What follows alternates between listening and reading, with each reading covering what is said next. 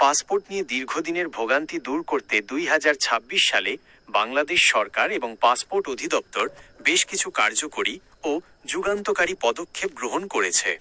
বিশেষ করে দালাল চক্রের দৌরাত্ম্য কমানো এবং দ্রুত সময়ে পাসপোর্ট ডেলিভারি নিশ্চিত করাই এসব পদক্ষেপের মূল লক্ষ্য। নিচে নতুন পদক্ষেপগুলো তুলে ধরা হলো। অ্যাফিডেভিট ছাড়াই তথ্য সংশোধন। আগে পাসপোর্টের ছোটখাটো ভুল সংশোধনের জন্য আদালতের অ্যাফিডেভিট লাগত, যা ছিল অত্যন্ত সময়সাপেক্ষ।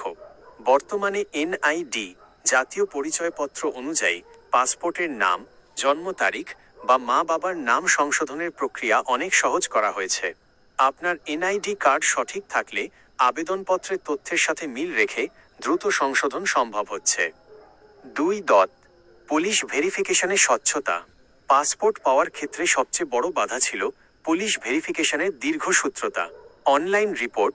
এখন পুলিশ ভেরিফিকেশন রিপোর্ট সরাসরি অনলাইনে সাবমিট করা হয়, ফলে মাঝপথে ফাইল আটকে থাকার ভয় কমেছে। SB clearance tracking. আবেদনকারী এখন তার ভেরিফিকেশনের অবস্থা স্পেশাল ব্রাঞ্চের এসবি মাধ্যমেও ট্র্যাক করতে পারছেন। 3. দালাল মুক্ত পাসপোর্ট অফিস।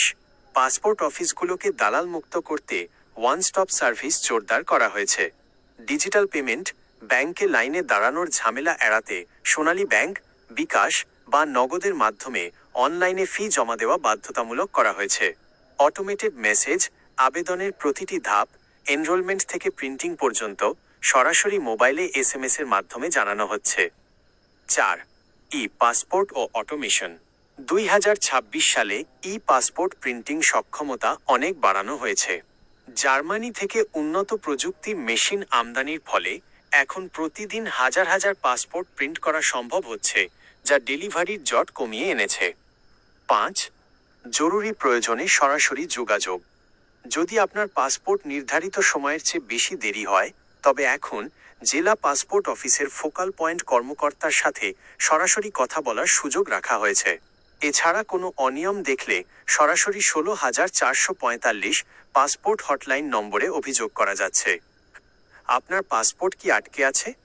আপনার স্ট্যাটাস যদি পেন্ডিং ফর পুলিশ ক্লিয়ারেন্স বা পেন্ডিং ফর প্রিন্টিং দেখায়, তবে আমি আপনাকে সুনির্দিষ্ট সমাধান দিতে পারি। আপনার আবেদনের বর্তমান স্ট্যাটাস কি আমাকে জানাবেন?